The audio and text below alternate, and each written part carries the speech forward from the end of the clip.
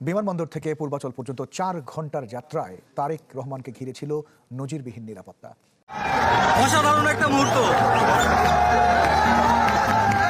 দীর্ঘ ১৭ বছরের নির্বাসন শেষে ২৫ ডিসেম্বর ২০০০। দর্শক, বিএনপির ভারপ্রাপ্ত চেয়ারম্যান তারেক রহমান তিনি দেশে ফিরেছেন। গতকালকে তার দ্বিতীয় দিন পেরিয়েছে, আজকে তৃতীয় দিন পার হচ্ছে। তৃতীয় দিনে তিনি তারেক রহমান দেশে ফিরবেন কিনা তা নিয়ে সন্দেহ প্রকাশ করেছিলেন অনেকেই। কারণও ছিল সন্দেহ করার। দলটির নেতাকর্মীরাও ছিলেন অন্ধকারে, আত্মবিশ্বাস ছিল তলানিতে। মনে হচ্ছিল বিএনপি যেন এনসিপি বা ইনকিলাব মঞ্চের মতো দলগুলোর কাছেও ধরাশয়ী হতে যাচ্ছে। আসসালামু আলাইকুম রহমতুল্লাহি ওয়া বারাকাতুহু। সম্মানিত দর্শক, জনাব তারেক রহমান সাহেবের দেশে ফেরার পর রাজনীতির যে হিসাবপত্র ছিল, সকল হিসাবপত্র এলোমেলো হয়ে গেছে। যেখানে যোগ করার কথা ছিল সেখানে গুণ হয়ে গেছে। রাজনীতি মানে শুধু ক্ষমতায় যাওয়া নয় বা ক্ষমতার খেলা নয়। রাজনীতি মানে রাজপথ থেকে শুরু করে ক্ষমতার অন্দরে নানা ধরনের কৌশল, অদলবদল এবং ন্যারেটিভ তৈরি করা। তারেক রহমান শীঘ্রই বঙ্গবন্ধুর মাজার জিয়ারত করতে যাবেন। ২, কংগ্রেস নেতা শশী থারুর শেখ হাসিনাকে আশ্রয় দেওয়ায় মোদীকে আবার অভিনন্দন জানালেন। ৩, আওয়ামী লীগের কতিপয় মানুষ কেন ভারত।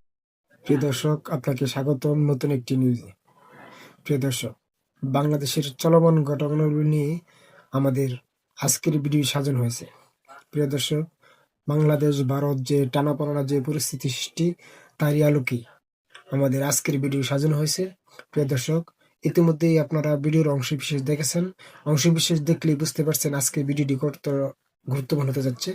তাই বলবো দর্শক, ভিডিও স্কিপ না করে সম্পূর্ণ ভিডিওটি দেখলেই বুঝতে পারবেন বাংলাদেশের এই মুহূর্তের পরিস্থিতি। প্রিয় দর্শক, চলুন ভিডিওতে একটি লাইক দিয়ে ধারাবাহিকভাবে সম্পূর্ণ ভিডিওগুলি দেখে আসি। ধন্যবাদ সবাইকে। দর্শক, বিএনপির ভারপ্রাপ্ত চেয়ারম্যান তারেক রহমান তিনি দেশে ফিরেছেন। গতকালকে তার দ্বিতীয় দিন পেরিয়েছে, আজকে তৃতীয় দিন পার হচ্ছে। তৃতীয় দিনে তিনি ওসমান হাদির কবর জিয়ারত করেছেন, ভোটার হওয়ার কার্যক্রমগুলো শেষ করেছেন। এই খবরগুলো তো আমরা জানি, কিন্তু গতকালকে যেটা হয়েছে সেটা হচ্ছে যে জাতীয় স্মৃতিসৌধে যাওয়ার সময় আমার মনে হয় যে তারেক রহমানের এখন উচিত জনগণের যেন কোনো ধরনের কোনো সমালোচনা তৈরি না হয়, সেই কারণে জনভোগান্তি তৈরি হওয়ার মতো গ্যাদারিং না করা। গতকালকে স্মৃতিসৌধে যাওয়ার সময়ও যে গ্যাদারিং হয়েছে, যেভাবে স্লোথ গতিতে তার গাড়িবহর স্মৃতিসৌধে গিয়েছে, ওই রাস্তায় গাবতলী টু সাভার ওই রাস্তায় যে পরিমাণ মানে ভোগান্তি এবং যানজটের সৃষ্টি হয়েছে, সেই খবরগুলো বিভিন্ন সূত্র বলছে যে খবরগুলো শুনে খারাপই লেগেছে। একজনের ভোগান্তির কথা বলতে পারি যে তিনি কুষ্টিয়ার পথে যাবেন, তার শ্বশুর মারা গেছেন, কিন্তু সেই গাড়িবহর কোনোভাবেই পার হতে পারছেন না। ঘন্টা ২ ঘন্টা ধরে অপেক্ষা করছেন কখন সেই গাড়িবহর হেমায়েতপুর পার হবে। হেমায়েতপুর পার হওয়ার পরে হেমায়েতপুর থেকে বিকল্প রাস্তা দিয়ে মানিকগঞ্জে গিয়ে উঠবে। এই কথাটা কেন বলতে পারলাম? একেবারেই আমার ঘনিষ্ঠ একজনের ফোন করে বলা ক্ষোভের কথা বলতে চাইলাম। সেই ব্যাপারে আমার মনে হয় যে আরেকটু সচেতন হওয়া উচিত, যেন যে কোনো কর্মসূচির বহর, স্মৃতিসৌধে ফুল দিতে যাওয়া, এটাতে এত বড় বহর নিয়ে যে জনভোগান্তি তৈরি করার দরকার বোধহয় নেই। যেটা ২৫ তারিখের ব্যাপারটা সারা ঢাকার মানুষ এক ধরনের মানে স্বাগত জানিয়েছিল, সেটাকে নেগেটিভলি কেউ নেয়নি। তারপরে যদি এই ব্যাপারটা হয় তাহলে মানুষ কিন্তু আস্তে আস্তে ব্যাপারটাকে নেগেটিভলি নেবে। সেই ব্যাপারে আমার মনে হয় যে বিএনপি সচেতন থাকবে। কিন্তু আলোচনার ব্যাপার সেটা না। আলোচনার ব্যাপার হচ্ছে তারেক রহমানের সিকিউরিটি কনসার্ন আবার বেশি তীব্র হয়েছে। ২ জন সাংবাদিক সামাজিক যোগাযোগ মাধ্যমে এই ব্যাপারে উদ্বিগ্ন হয়ে পোস্টও দিয়েছেন। তারেক রহমানকে যেন এসএসএফ নিরাপত্তা দেওয়া হয় সেই আবেদনও জানানো হয়েছে। যদিও বিএনপির পক্ষ থেকে আবেদন জানানো হয়েছে কিনা জানি না। আল জাজিরার প্রখ্যাত সাংবাদিক জুলকারনাইন শাহের আর একজন সাংবাদিক, তারা সামাজিক যোগাযোগ মাধ্যমে গত মধ্যরাতে ২ জন ২টা আলাদা আলাদা পোস্টে তারেক রহমানের নিরাপত্তা নিয়ে শঙ্কা প্রকাশ করেছেন। যদি এরকম শঙ্কা থেকে থাকে সত্যি, তাহলে আমার মনে হয় যে সরকারের এই ব্যাপারে রাজনীতি মানে শুধু ক্ষমতায় যাওয়া নয় বা ক্ষমতার খেলা নয়। রাজনীতি মানে রাজপথ থেকে শুরু করে ক্ষমতার অন্দরে নানা ধরনের কৌশল, অদলবদল এবং ন্যারেটিভ তৈরি করা।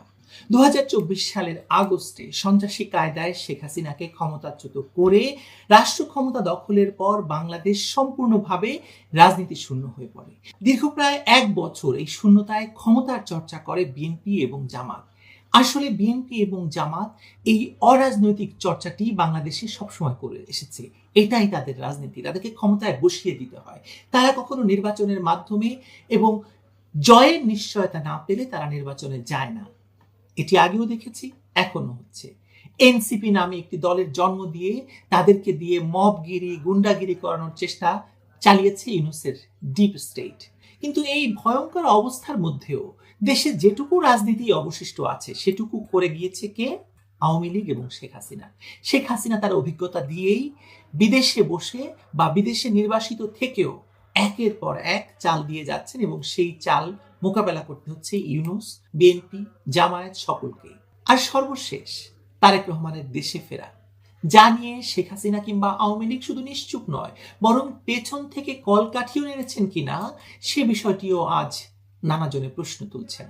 আজ হোক কাল হোক আমরা ঠিক জানতে পাবো এর পেছনের কারণগুলো। যাকে আমরা কখনো কথা বলতে দেখিনি, দেশের ভেতরকার রাজনীতিতে কোনো অবদান যার নেই, দীর্ঘ 17 বছর যিনি লন্ডন থেকে ছোট্ট একটি রুম আর ভিডিও ক্যামেরার মধ্যে দিয়ে রাজনীতির মাঠে ছিলেন বলে রাজনীতিতে ছিলেন, তাকে এনে ফেলে দেওয়া হচ্ছে ক্ষমতার একেবারে কেন্দ্রবিন্দুতে। I have a plan for the people of my country, for my country. চলুন এই উন্মোচনের রাজনীতি নিয়েই আজকে কথা বলি আমরা।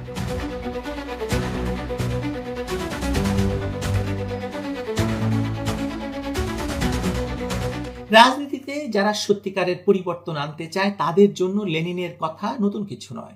Vladimir Lenin 1 step forward 2 step back লিখেছিলেন হালকা কোনো কৌশল বোঝাতে নয়, বরং ক্ষমতার লড়াইয়ে ধৈর্য, পিছু হটা আর সময়ের অপেক্ষার গুরুত্ব বোঝাতে তিনি লিখেছিলেন।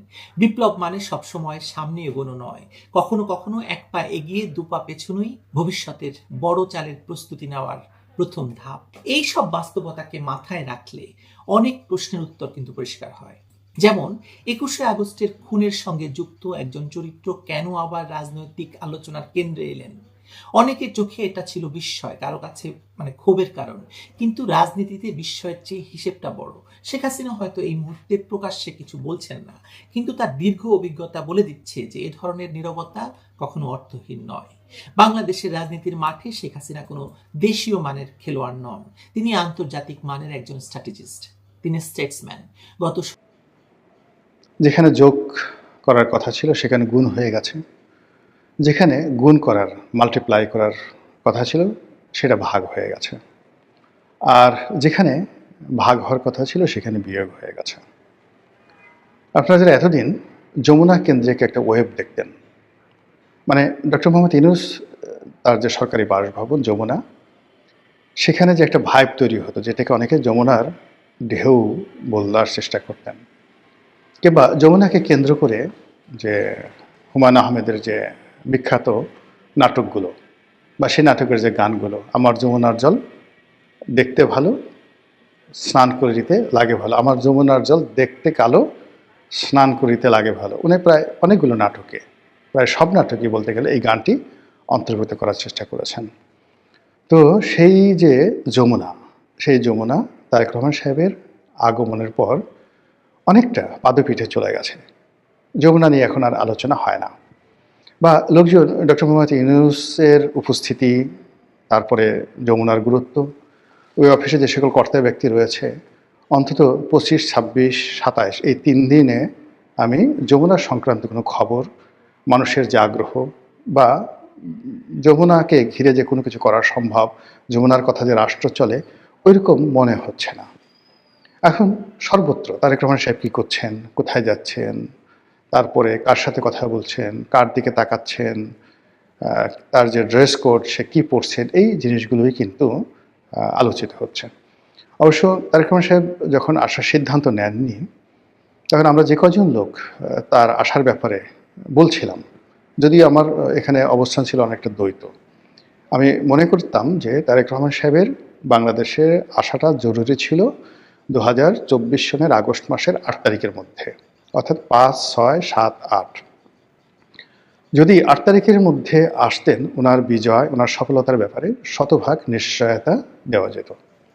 8 তারিখের পরে মানে দিন যত গেছে, ওনার দেশে ফেরা এবং দেশে ফেরার পরে উনি যে সফল হবেন এটা সুদূর পরাহত এবং ঝুঁকিপূর্ণ হয়ে পড়েছে। উনি যদি 2024 সনে আসতেন, 2024 সনে আসতেন ওই আগস্ট মাসের 8 তারিখের মধ্যে, তাহলে 2024 সনের ডিসেম্বরে নির্বাচন হতো এবং উনি এতদিন বাংলাদেশের প্রধানমন্ত্রী থাকতেন।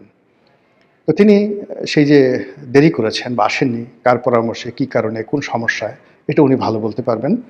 কিন্তু এই অবস্থাতে তার যে আশাটা, এটা তার জন্য, তার পার্টির জন্য ইতিহাসের সবচেয়ে ঝুঁকিপূর্ণ সময়। এমনকি শহীদ প্রেসিডেন্ট জিয়াউর রহমানের অবর্তমানে বিএনপির যে বিপদ বিপত্তি ছিল, এই মুহূর্তে বাংলায় তারেক রহমান সাহেব ঘুরে বেড়াচ্ছেন আর রাজনীতি করছেন, সামনে ইলেকশন।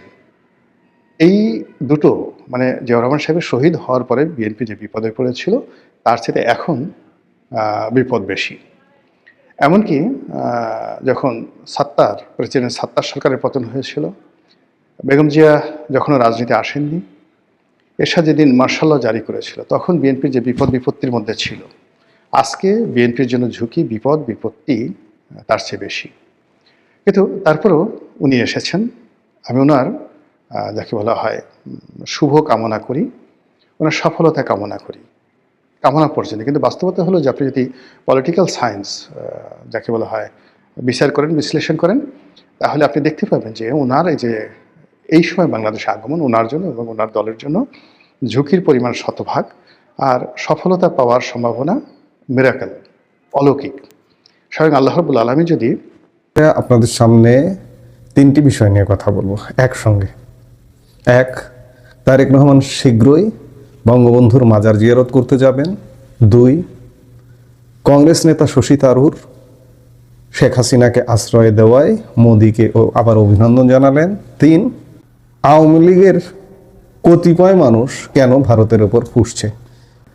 আপনারা ইতিমধ্যে জানেন যে 25শে ডিসেম্বর বিএনপির ভারপ্রাপ্ত চেয়ারম্যান তারেক রহমান দীর্ঘ 17 বছর পরে দেশে এসে ইতিমধ্যে তার বিভিন্ন রকম কর্মসূচি চলছে। 25শে চলেছে, 26শে চলেছে, আজকে 27শে চলছে।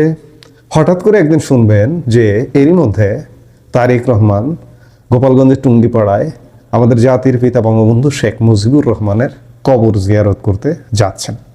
আমরা শুরুতেই তিনি যেদিন এলেন সেদিনই আমরা আলামত পেয়েছি তার প্রথম বক্তব্য দেশের মাটিতে, সূচনা বক্তব্যে সত্যিকার অর্থে আওয়ামী লীগ নিয়ে খুব জোরালো কোনো বিষোদ্গার করেননি। আমি এটি নিয়ে তার বক্তব্য নিয়ে একটা আলাদা কন্টেন্ট করেছি। তারেক রহমান দেশে এসছেন, তাকেও স্বাগতই জানাচ্ছি, তাকে প্রশংসাই করছি প্রথম দিনের কর্মকাণ্ড। এবং তিনি যদি বঙ্গবন্ধু শেখ মুজিবুর রহমানের মাজার জিয়ারত করেন এবং বঙ্গবন্ধু শেখ মুজিবুর রহমানকে যদি আমাদের স্বাধীনতার, আমাদের মুক্তির মহানায়ক হিসেবে যদি স্বীকৃতি দেন, যদি মানেন, তাহলে আমি তারেক রহমানের প্রশংসা করবই। আপনি আওয়ামী লীগ করেন, আপনি যতই আমাকে গালি দেন না কেন, আমার বঙ্গবন্ধুকে যিনি মানবেন, আমার মুক্তিযুদ্ধকে যিনি মানবেন, যিনি আমার স্বাধীনতাকে মানবেন, আমি তার প্রশংসা করব। কাজেই অবাক হওয়ার কিছু থাকবে না যে তারেক রহমান যদি ভোটের আগেই, আমি বলবো না যে 3 দিন পরেই তিনি যাচ্ছেন, এখনো পর্যন্ত সিদ্ধান্ত হয়নি যে কবে যাবেন, তবে আলাপ আছে যে তিনি বঙ্গবন্ধুর মাজার জিয়ারত করতে যাবেন। এবং আমি বলবো তারেক রহমানের যাওয়া উচিত। বাংলাদেশে যদি ভিন্ন ধারার রাজনীতির চর্চা না করতে পারেন তারেক রহমানের কি পরিণতি হবে আমি বলতে পারবো না। তারেক রহমান এই দেশে থাকবেন নাকি কোথায় থাকবেন? কারণ বাংলাদেশ হানাহানির চূড়ান্ত পর্যায়ে গেছে। এই হানাহানি শেষ করতে হবে, তারেক রহমানের হাতে অবারিত সুযোগ আছে, এই সুযোগটা কাজে লাগাতে হবে। আমি গত পরশুর কন্টেন্টেও বলেছি যে শুধু তাই নয়, তারেক রহমানেরই আওয়ামী লীগকে ফেরাতে হবে। এখানে সাম্প্রদায়িক রাজনীতির স্থান নেই বাংলাদেশে, 2 দিনের বৈরাগী রাজনীতিরও স্থান নেই।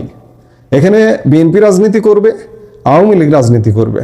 আর যদি যোগ্যতা থাকে, কেউ যদি সাইডলাইন থেকে বেরিয়ে আসতে পারে, বেরিয়ে আসার আপাতত কোনো লক্ষণ আমরা দেখিনি। এই যে এনসিপি, তাদের একটা সুযোগ ছিল, তরুণদের দল, কিন্তু তারা শুরুতেই গোড়াই গলত তাদের।